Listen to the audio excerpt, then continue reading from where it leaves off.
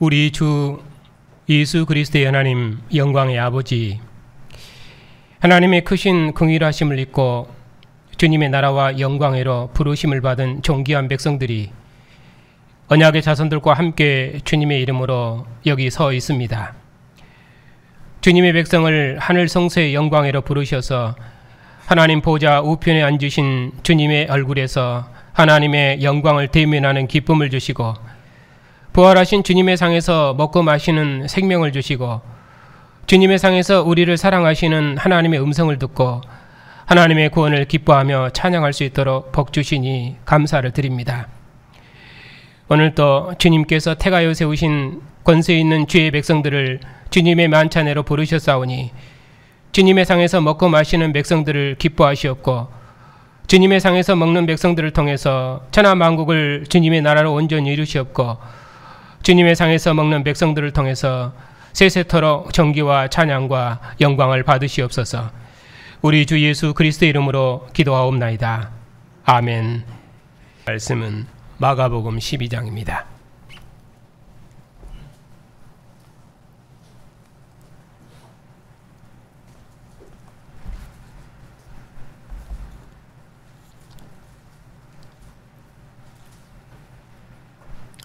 (18절) 말씀부터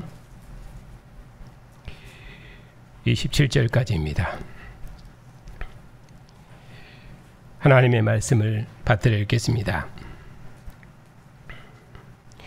부활이 없다 하는 사두개인들이 예수께 와서 물어 이르되, 선생님이여, 모세가 우리에게 써주기를 어떤 사람의 형이 자식이 없이 아내를 두고 죽으면 그 동생이 그 아내를 취하여 형을 위하여 상속자를 세울지니라 하였나이다. 칠 형제가 있었는데 마지가 아내를 취하였다가 상속자가 없이 죽었고, 둘째도 그 여자를 취하였다가 상속자 없이 죽고, 셋째도 그렇게 하여 일곱이 다 상속자가 없었고, 최후의 여자도 죽었나이다. 일곱 사람이 다 그를 아내로 취하였으니 부활 때 곧 그들이 살아날 때 그 중에 누구의 아내가 되리이까? 예수께서 이르시되, 너희가 성경도 하나님의 능력도 알지 못함으로 오해함이 아니냐? 사람이 죽은 자 가운데서 살아날 때에는 장가도 아니가고 시집도 아니가고 하늘에 있는 천사들과 같으니라. 죽은 자가 살아난다는 것을 말할진대 너희가 모세의 책 중 가시나무 떨기에 관한 글에 하나님께서 모세에게 이르시되, 나는 아브라함의 하나님이요 이삭의 하나님이요 야곱의 하나님이로라 하신 말씀을 읽어보지 못하였느냐? 하나님은 죽은 자의 하나님이 아니요 산 자의 하나님이시라. 너희가 크게 오해하였도다 하시니라. 아멘.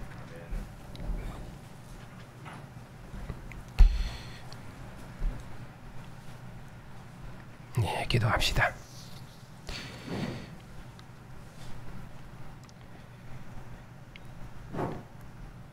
죽은 자 가운데서 부활하셔서 생명의 주가 되시며 교회의 머리가 되신 주님, 천하 만국 중에서 부르신 백성들을 주님의 나라와 영광으로 구원하시고 천하 만민을 주님의 나라 백성으로 구원하시는 하나님의 영광을 봉사할 수 있도록 복 주시니 감사를 드립니다. 오늘도 하늘 성소의 영광으로 부르신 백성들을 주님의 상에서 주님의 말씀으로 먹이시고 기르셔서 그리스도를 아는 지혜와 영광으로 거룩히 하시오니 감사를 드립니다. 오늘도 주의 백성들을 주의 진리로 새롭게 하셔서 주님의 영광을 더욱 힘있게 봉사하는 복된 교회가 다 되게 해주시옵소서. 우리 주 예수 그리스도 이름으로 기도하옵나이다. 아멘.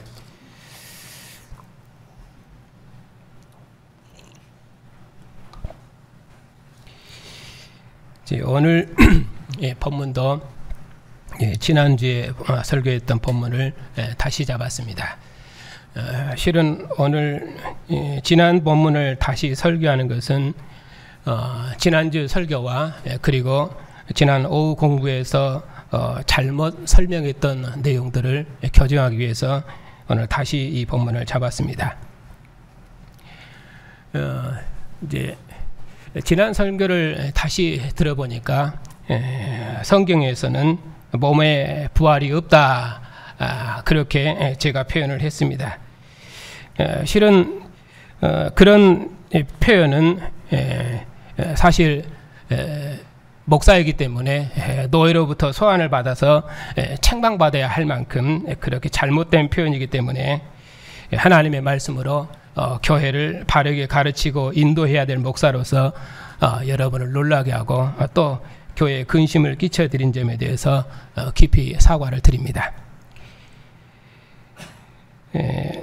오늘 본문에 보면은 사두개인들의 질문의 내용이 부활의 때에 이 여자가 누구의 아내가 되겠냐고 그렇게 질문하고, 또 고린도전서 15장에 보면은 고린도 교회가 부활의 때 어떠한 몸으로 오느냐 또 그렇게 질문하고, 또 우리 이방인들은 그 부활할 때 우리 몸의 신체의 변화가 어떻게 될 것인가, 이제 그런 데 대해서 관심이 많아서 죽은 자가 부활하면은 어떤 모습으로 부활하느냐, 이제 그런 것을 묻는데, 성경에서 말하는 부활은 그런 몸의 실체의 변화에 대해서 말하지 않는다. 이제 그쪽을 지나치게 강조해서 말하다 보니까 제가 성경에는 몸의 부활이 없다, 이제 이렇게 잘못된 표현을 했습니다. 그 부분이 이제 가장 큰 잘못이고, 또 문맥을 이제 잘못 본 부분들도 있고, 또 잘못 말한 부분도 있습니다. 그래서 먼저는 잘못된 부분들을 이제 차례차례 다시 설명해서 교정하고, 그리고 오늘 본문을 그 토대 위에서 다시 설교하겠습니다.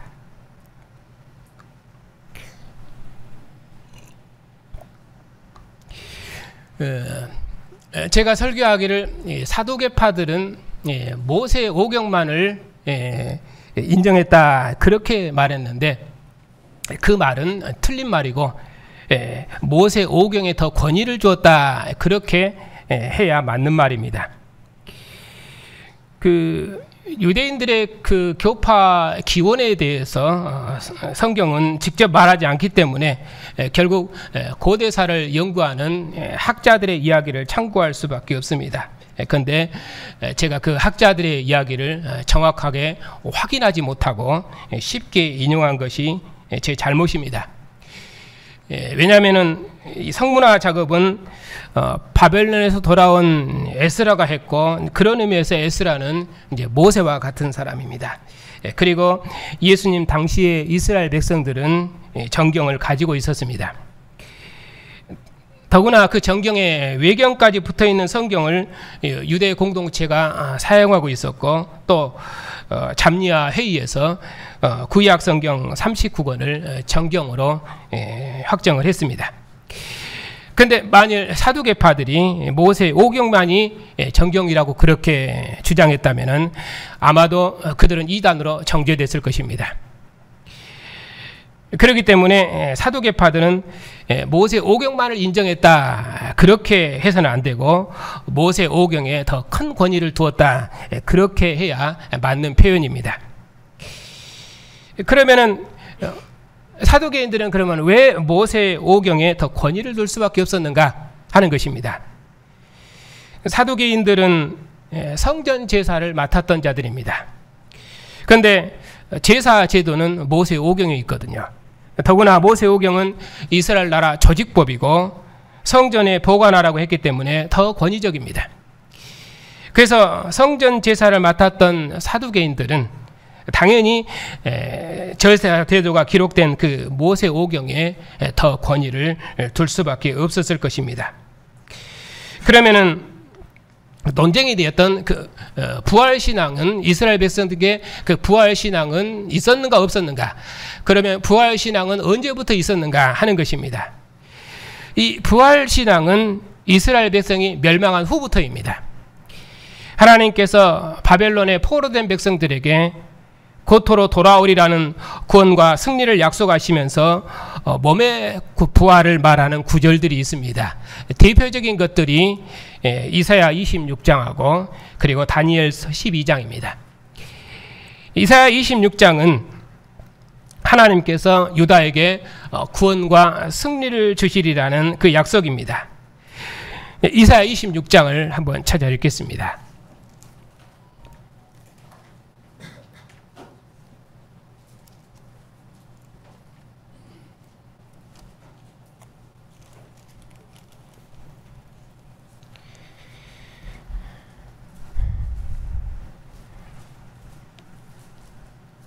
(19절입니다) 26장 1절 시작하는 말은 그날에 유다 땅에서 이 노래를 부르리라. 우리에게 견고한 성읍이 있으며 여호와께서 구원을 성벽과 외벽으로 삼으시리로다 하시면서 이제 그들의 구원을 쭉 말씀하십니다. 그러면서 19절에 주의 죽은 자들은 살아나고 그들의 시체들은 일어나리이다. 티끌에 누운 자들아 너희는 깨어 노래하라. 주의 이슬은 빛날 이슬이니 땅에 죽은 자들을 내놓으리라. 이렇게 이사야 26장은 하나님께서 유다에게 구원과 승리를 주시리라는 그 약속을 말한 것입니다. 그런데 이와 똑같은 병행구절이 다니엘서 12장인데 그 다니엘서 12장 이 말씀을 한번 보겠습니다.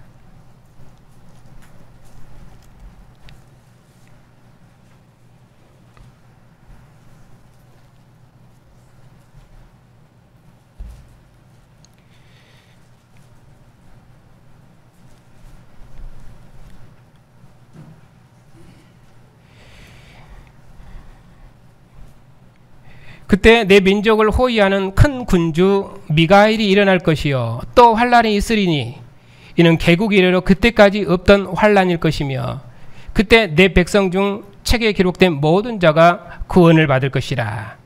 어떤 구원입니까? 땅의 티끌 가운데서 자는 자 중에서 많은 사람이 깨어나 영생을 받는 자도 있겠고 수치를 당하여서 영원히 부끄러움을 당할 자도 있을 것이며 지혜 있는 자는 궁창의 빛과 같이 빛날 것이요 많은 사람을 어른대로 돌아오게 한 자는 별과 같이 영원토록 빛나리라. 다니엘아 이 마지막 때까지 이 말을 간수하고 이 글을 봉함하라. 그리고 13절 마지막 끝에서도 너는 가서 마지막을 기다리라. 이는 내가 평안히 쉬다가 끝날에는 내 몫을 누릴 것임이니라.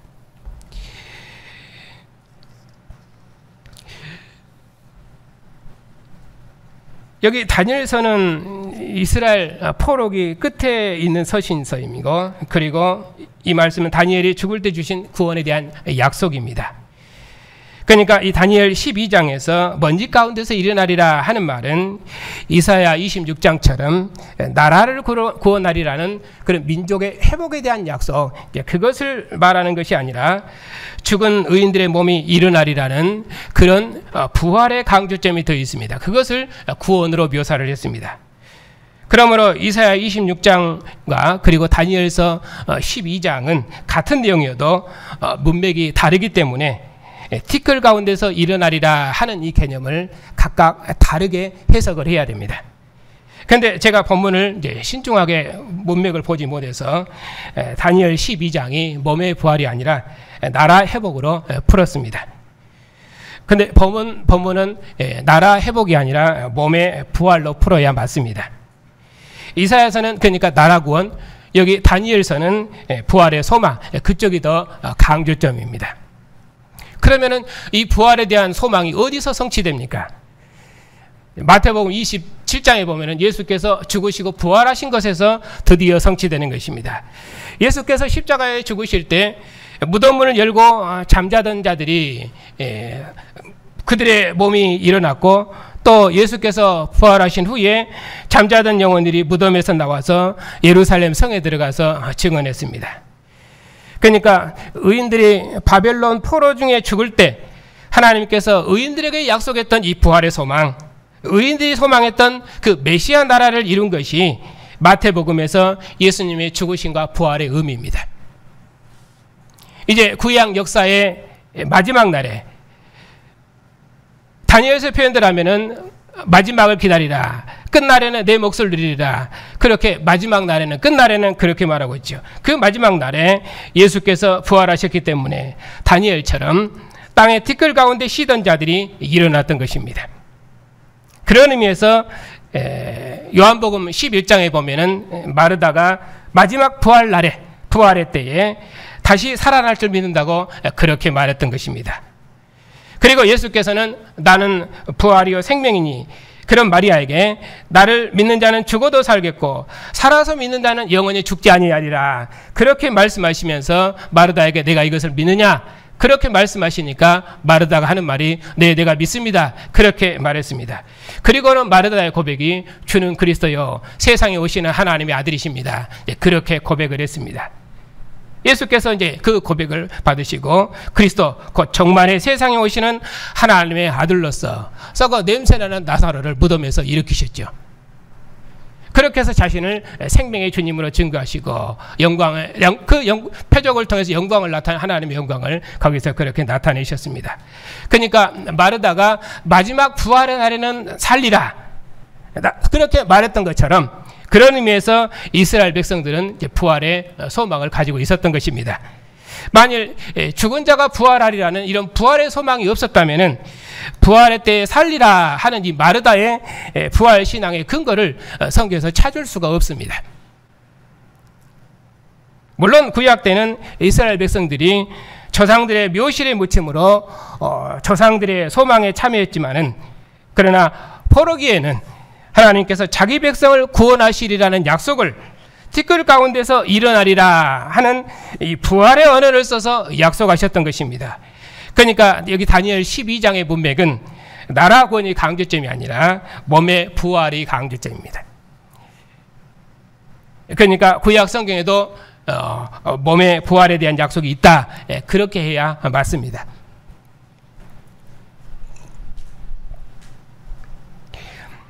그런데 조심할 것은 서두에도 말씀을 드린 것처럼 이방인은 존재와 실체에 대해서 관심이 많습니다. 왜냐하면 이방인이 사고는 그 철학 위에 있기 때문에 그렇습니다. 만일 죽은 뒤로 우리 몸이 어떻게 될 것인가 또 그런 문제에 대해서 그들은 매우 불안해하고 염려가 많습니다. 그래서 관심이 많습니다. 또 헬라 철학 안에는 고린도 교회가 묻기를 죽은 자가 살아난다고 하는데 그러면 어떠한 몸으로 부활하느냐 그런 조롱 섞인 질문을 한 것처럼 오늘 본문도 헬라파인 사두개인들도 죽은 자가 부활한다고 하는데 그럼 부활 때 이 여자는 누구의 아내가 될 것인가 하고 비웃고 조롱한 것입니다. 그러니까 이방인들은 이처럼 부활 후에 우리 몸의 실체가 어떻게 변화될 것인가 이쪽에 더 관심이 많습니다. 그래서 교회가 몸의 부활을 존재와 실체의 변화로 이해하지 않도록 그렇게 하기 위해서 이 부분을 이제 경계하고 또 그쪽을 강조하다 보니까 이제 잘못 풀었던 것입니다. 대표적으로 잘못 풀었던 부분이 이제 고린도전서 15장입니다. 고린도전서 15장은 죽은 자 가운데서 부활이 없다 하는 그런 사람들에게 만일에 죽은 자의 부활이 없다면은 그리스도께서도 다시 살아나지 아니하셨을 거 아니냐 하고 말하기 때문에 분명히 몸의 부활을 말하는 부분이 맞습니다.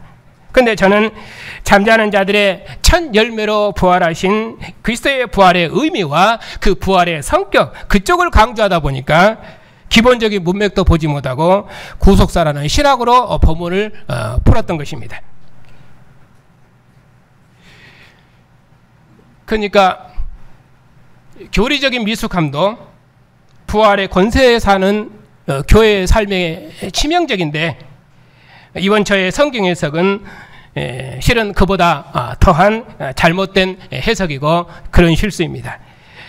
그래서 지난 설교는 홈페이지에서 내렸습니다. 왜냐하면 이건 교회가 들을 설교가 아닙니다. 그런 의미에서 제가 하나님 앞에 회개하고 또 여러분에게 죄송하다는 말씀을 드립니다.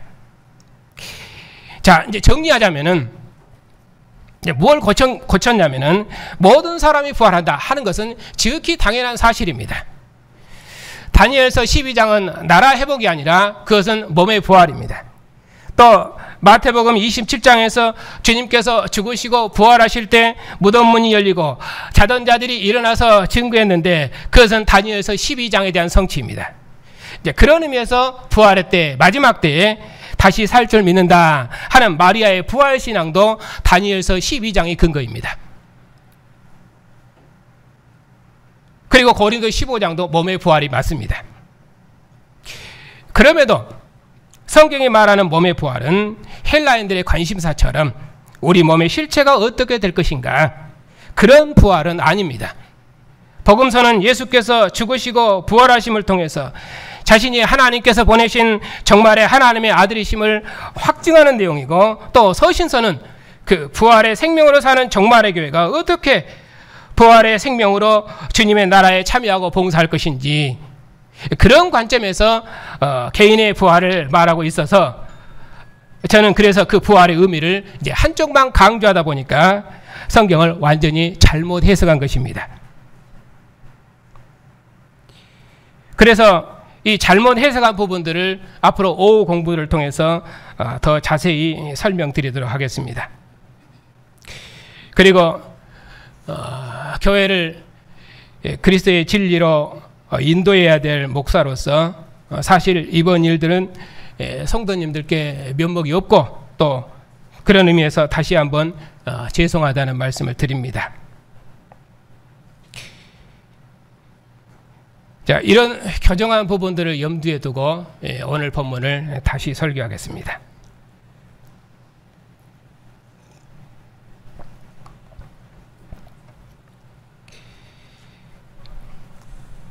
오늘 본문은 부활이 없다는 사두개인들의 도전을 예수께서 물리치신 내용입니다. 이 사두개인들을 부활이 없다 하는 사두개인들 이렇게 정의했는데, 신약 성경은 유대인을 그 종교적으로 구분할 때 이제 두 파로 그렇게 구분합니다. 사두개인들과 바리새파 대표적이죠. 그래서 사도행전에 보면은 사두개인은 부활도 없고 천사도 없고 또 영도 없고 근데 바리새인은 다 있다, 이렇게 말하고 있거든요. 근데 이 사두개인들이 그러면 누구냐 했을 때 이들은 제사장 가문의 종파입니다. 그래서 율법 조문에 치중하는 바리새인과는 다르게 성전 율법 의식에 치중했던 그런 자들입니다. 대제사장은 성전을 맡아서 우림과 둠김의 팔명법으로 하나님의 뜻을 분별하고, 제사장은 백성에게 하나님께 나아가는 정하고 부정한 것을 가르쳐서 백성들을 대신해서 하나님을 섬기는 어떤 백성의 아버지입니다. 그런 사두개인들이 예수께 와서 물었습니다. 그런데 이런 사두개인들이 어떻게 해서 천사도 없고 또 부활도 없고 영도 없고 그렇게 그런 신앙을 갖게 됐는지는 그것은 잘 모르겠습니다.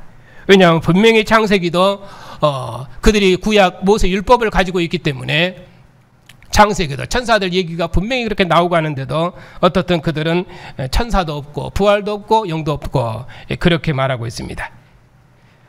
그런 사두개인들이 예수님께 와서 물었습니다. 어떤 사람의 형이 자식이 없이 아내를 두고 죽으면은 그 동생이 그 아내를 취해서 형을 위하여 상속자를 세우리라 하는 그 모세 율법 신명기 25장의 말씀입니다. 이 말씀을 인용해서 예수님께 질문했습니다. 그 질문의 성격이 완전히 조롱입니다.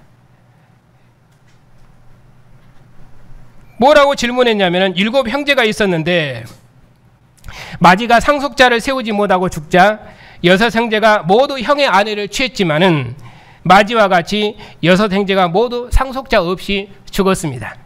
그리고 그 여자도 죽었습니다. 7 형제가 다 그녀를 아내로 취하였으니 그러면은 부활할 때 곧 그들이 살아날 때 그녀는 누구의 아내가 되겠냐 하는 질문입니다. 이 사두개인들이 인용한 본문이 신명기 25장인데 25장 5절 6절입니다.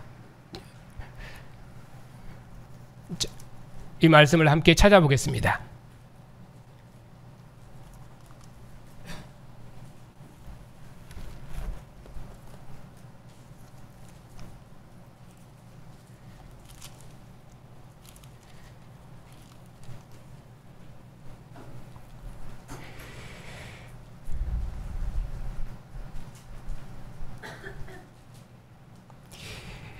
형제들이 함께 사는데 그중 하나가 죽고 아들이 없거든. 그 죽은 자의 아내는 나가서 타인에게 시집가지 말 것이요. 그럼 어디로 시집 가야 됩니까? 그의 남편의 형제가 그에게로 들어가서 그를 맞이하여 아내로 삼아 그의 남편의 형제된 의미를 그에게 다 행할 것이요. 그 여인이 낳은 첫 아들이 그 죽은 형제의 이름을 잊게 하여 그 이름이 이스라엘 중에서 끊어지지 않게 할 것이니라. 그래서 강조점은 그의 이름이, 죽은 자의 그 이름이 끊어지지 않게 하리라 하는 데 강조점이 있습니다. 신명기의 율법은 죄에도 불구하고 생육하고 번성하라고 복주신 하나님께서 죽은 자에게도 생명의 약속이 이어지도록 장제 아내를 취해서 아들 낳아줘라. 그렇게 해서 죽은 자의 이름이 끊어지지 않고 대대로 하나님의 나라에서 기업을 잇게 하라 하는 그 은혜의 제도를 지금 말씀합니다.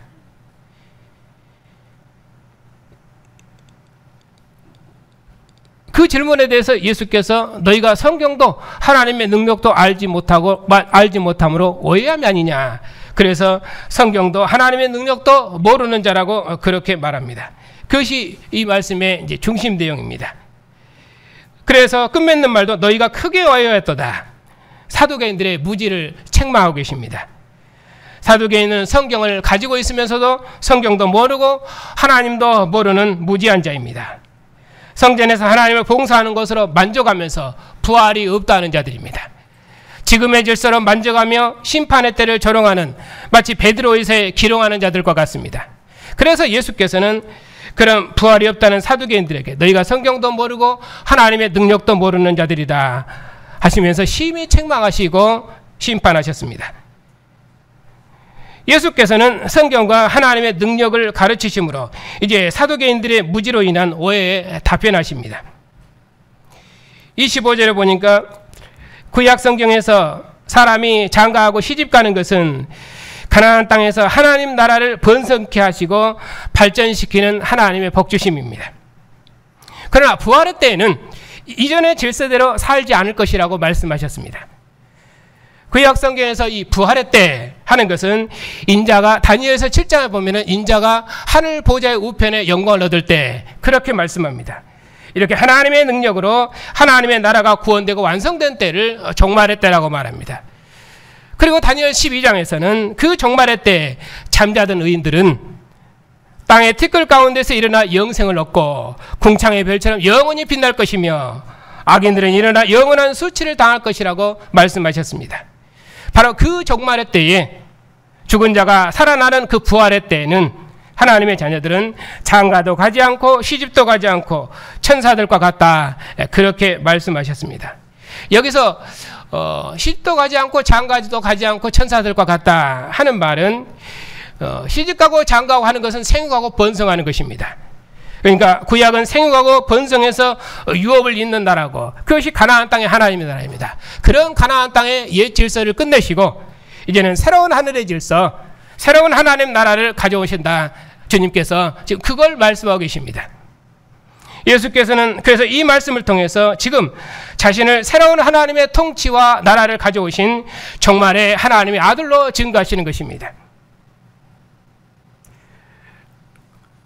근데 그 아들이 어떤 아들입니까? 그는 생명의 아들이신데 후사가 없을지라도 죽은 자의 기업을 이어주는 제도를 통해서 생명의 역사가 이어지도록 하는 옛 생명의 역사를 하나님께서 자신을 통해서 하늘의 질서로 완성하셨다고 그렇게 말씀하십니다. 그러니까 예수님께서는 이 출애굽기 3장 6절 이 모세의 말씀을 인용하시면서 이제 하나님께서 자신을 통해서 조상들의 약속을 이루신 것이라고 말씀하십니다. 그런데 예수님께서 이 죽은 자가 살아난다는 것을 말씀하시면서 인용하신 본문이 출애굽기 3장 6절입니다.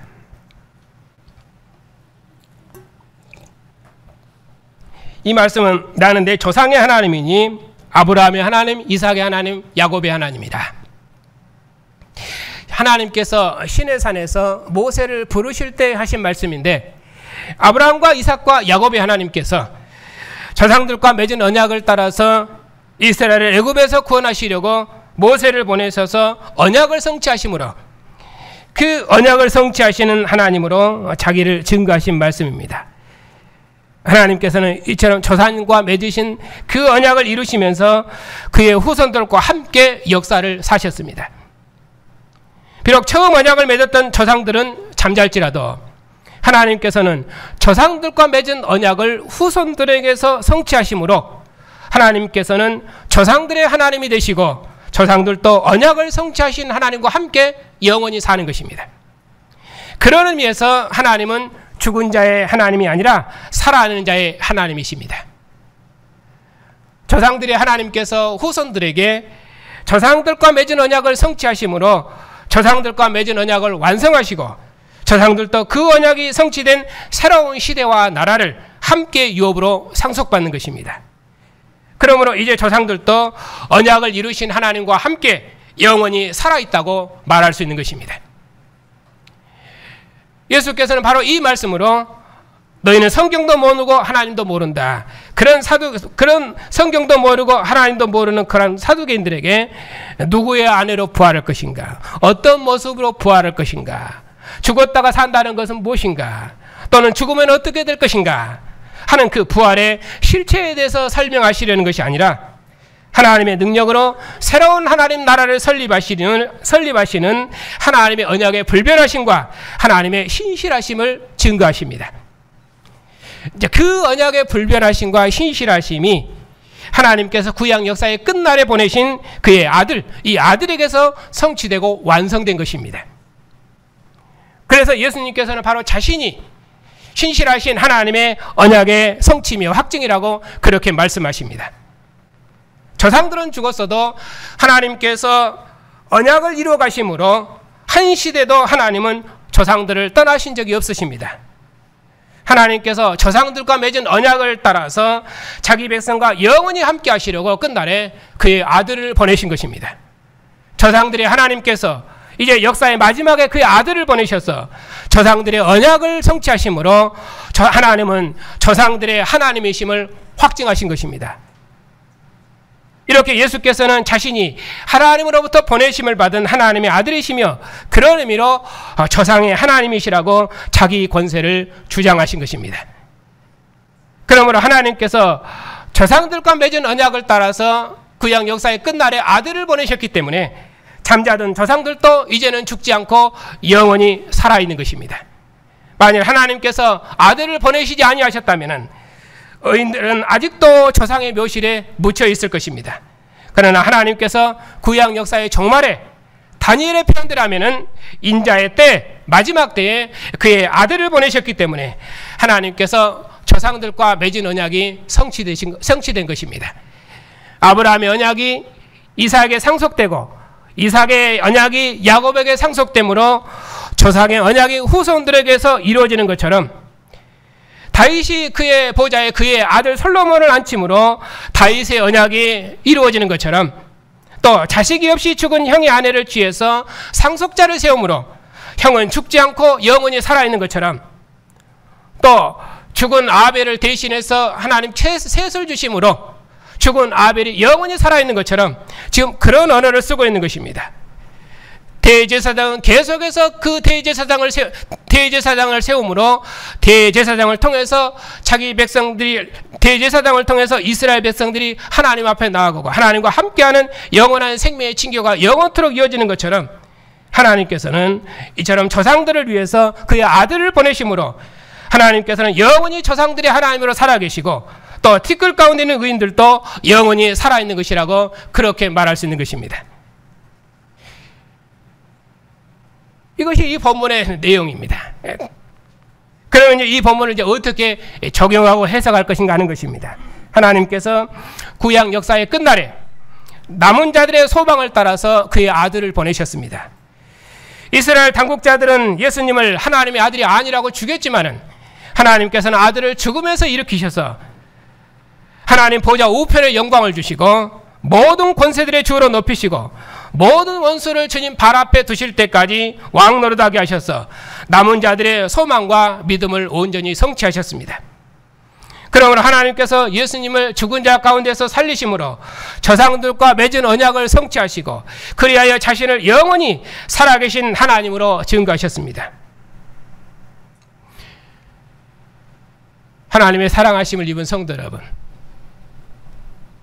예수께서 죽은 자 가운데서 부활하셔서 생명의 왕국을 열으시고 죽음을 이긴 생명의 왕국을 우리에게 유업으로 상속하셨습니다. 그러니 이 생명의 왕국에서 죽음을 이기신 주님과 함께 교회는 승리의 창가를 부를 수 있습니다.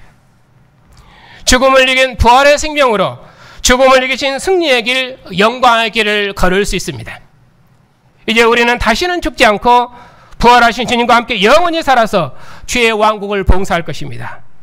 이제는 하나님에 대해서 산 백성으로 아들과 함께 부활의 생명을 얻은 백성으로 하늘 보좌에서 하나님을 아버지라 부르는 백성으로 또 조상 아브라함이 생육하고 번성해서 얻은 가나안 땅의 후손들이 아니라 그리스도께서 죽음을 이기시고 부활하셔서 얻으신 하늘의 후손들로서 부활의 왕국을 봉사하는 권세와 영광을 우리가 누릴 것입니다. 이것이 교회의 생명이며 권세고 영광입니다. 다만 죽음은 주님 오시도록까지 잠깐 있을 것이겠지만은 주님 다시 오셔서 역사를 온전히 완성하시면은 우리의 몸은 주님의 영화로운 몸으로 새롭게 될 것이고 만물도 썩어짐의 종에서 해방되는 영광스러운 구원을 보게 될 것입니다. 오늘 또 주님의 만찬상에서 주의 음성을 듣는 성도 여러분, 주 예수께서 잡히시던 밤에 떡을 가지사 축사하시고 떼어 이르시되 이것은 너희를 위하는 내 몸이니 이것을 행하여 나를 기념하라 하시고 식후에 또한 그와 같이 잔을 가지고 이르시되 이 잔은 내 피로 세운 새 언약이니 이것을 행하여 마실 때마다 나를 기념하라 하셨습니다. 그리고 너희가 이 떡을 먹으며 이 잔을 마실 때마다 주의 죽으심을 오실 때까지 전하라 하셨습니다. 모든 사람을 위해서 자기 몸과 피를 내어주신 주님께서 우리를 아들의 나라와 백성으로 부르셔서 아들의 통치를 받게 하시고 죽음의 권세로부터 승리하셔서 하나님 보좌 우편에 오르신 주님의 백성들을 주님의 상으로 부르셔서 주의 상에서 먹게 하셨습니다. 주님 다시 오시면 만민이 주님의 얼굴을 대면하고 주님의 상에서 새 것으로 먹고 마실 것입니다. 그러므로 주님 다시 오시도록까지 주님께서 피와 살로 진설하신 이 생명의 상에서 그리스도 안에서 우리가 새로운 인류가 되었으니 만민이 우리와 하나를 이루기까지 생명의 주님을 힘있게 증거합시다. 생육하고 번성해선 아브라함의 가나안 땅의 후손들이 아니라 주님께서 죽은 자 가운데서 부활하심으로 얻으신 새로운 인류, 새로운 백성, 그것이 주님의 교회입니다. 이 주님의 교회가 주님의 상에서 함께 먹고 마시니 교회는 그런 의미로 하나님께서 그리스도를 통해서 그리스도의 부활을 통해 세우신 새로운 생명의 공동체며 새로운 가족이며 새로운 인류입니다. 그 주님의 백성들이 오늘 또 주님의 상에서 주의 음성을 듣고 함께 먹고 마시며 주의 영광을 노래하고 찬양하고 있습니다. 그 주님께서 주님의 백성들의 증언을 통해서 천하 만민이 주님의 상에서 먹고 천하 만민이 주님의 부활의 생명으로 영원한 생명을 얻는 그 부활의 왕국을 이루실 것입니다. 우리가 이 부활의 생명의 왕국을 받았으니 왕 되신 주님과 함께 동거하고 동행해서 만민이 주님 앞에 복종하는 나라가 임하도록까지 죽음이 정복되고 부활의 생명이 왕노릇하는 영광의 나라가 임하도록까지 머물리는 주님께서 교회를 지키실 것을 확실히 믿고 이 믿음으로 모든 죽음과 모든 어둠의 권세를 이기고 생명의 왕국을 힘있게 봉사하는 교회를 우리 함께 이루어 가십시다.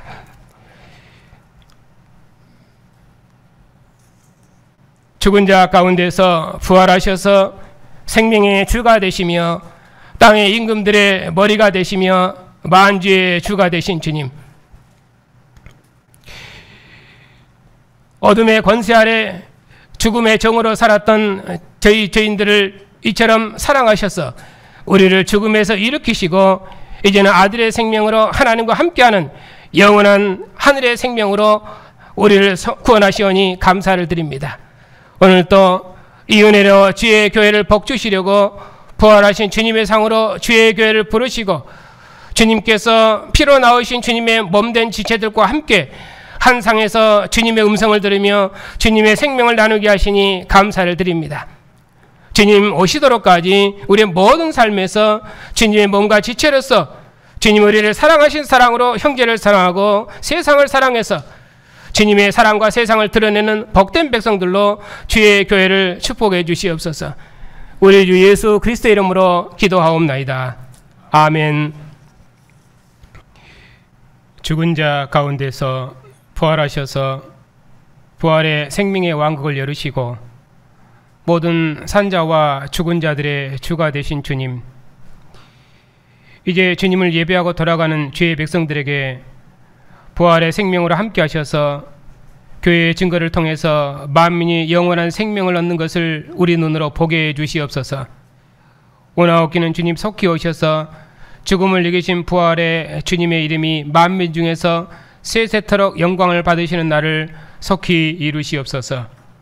우리의 자녀들도 이 세상 모든 악으로부터 지키시옵고 언약의 부모의 가르침을 따라 영원한 생명의 나라를 힘있게 봉사하는 주의 영광의 증인들이 다 될 수 있도록 우리의 자녀들을 인도해 주시옵소서.